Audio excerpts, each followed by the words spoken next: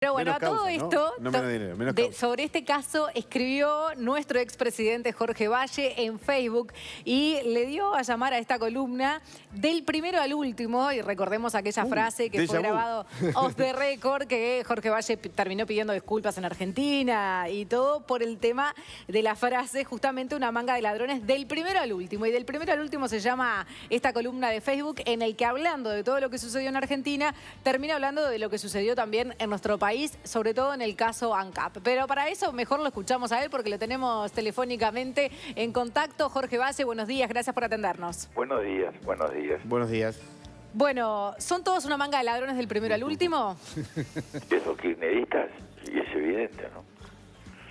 Fíjese que en esa conversación que fue mal grabada y todo mal hecho por el representante de Bloomberg, yo estaba hablando en el 2002. Y bueno, naturalmente uno ya tenía conocimiento de cómo era la situación en el mundo político de la República Argentina. Pero estos extremos que estamos viendo ahora son, como ustedes mismos lo han descrito, parece que fueran invenciones cinematográficas.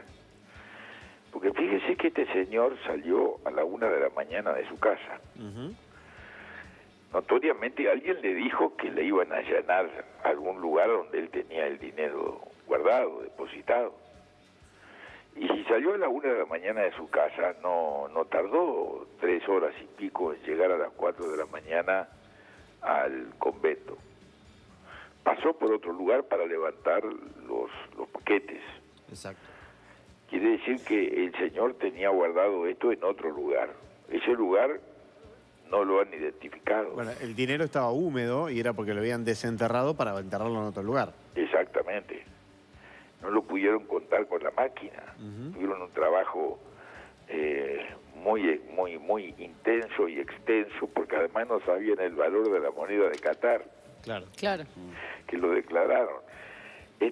Lo que significa que esta cifra es nada.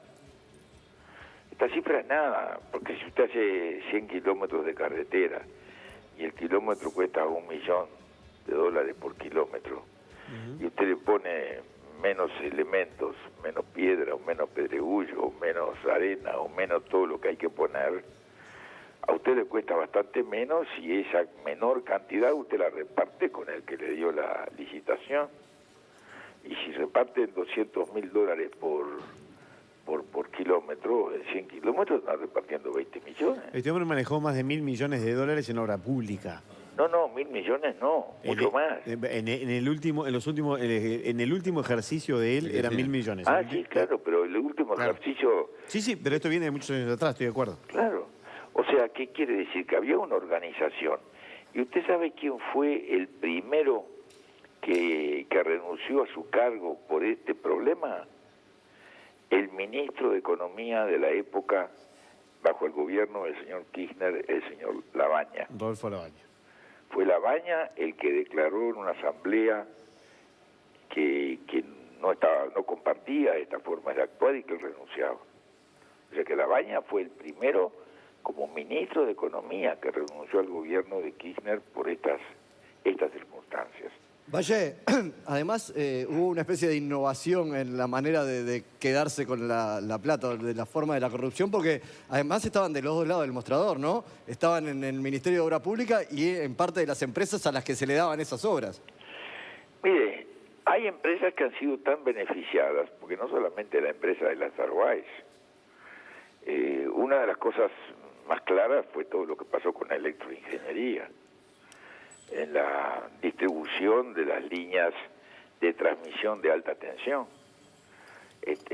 y en la distribución de las licitaciones para construir represas y todo lo demás. O sea, había un conjunto de empresas que tenían un beneficio muy significativo en cuanto a la capacidad de obtener las licitaciones. Es una cosa similar a lo que pasó en Brasil. Usted dijo en su columna, planteaba algo así como una dualidad, ¿dónde se robó más? Si en Argentina o en Brasil. Claro. Van cabeza a cabeza. Es cabeza a cabeza, porque en Brasil ha habido una cosa que en la Argentina no ha habido, porque tanto el juez Casanelo como el juez Rafecas tienen expedientes enormes contra estas personas que nunca han adelantado nada, que en el caso de López ni siquiera jamás lo han llamado a declarar. Bien. Es decir, que la justicia en la Argentina no ha hecho caminar los expedientes. Las denuncias de la señora Carrió sobre estos temas tienen años. Y a veces uno la escuchaba y decía, pero ¿será que esta señora dice la verdad? Porque su tema era siempre este. Sí, era ella contra todos, ¿no? Claro. Ahora, en ese momento salió a pedir disculpas porque era presidente y le traía una cantidad de problemas con Argentina, pero evidentemente pensaba lo contrario. No, yo no salí a pedir disculpas por eso. No. Yo salí a pedir disculpas porque un presidente de la República debe tener una conducta que no le haga daño a los ciudadanos de su país.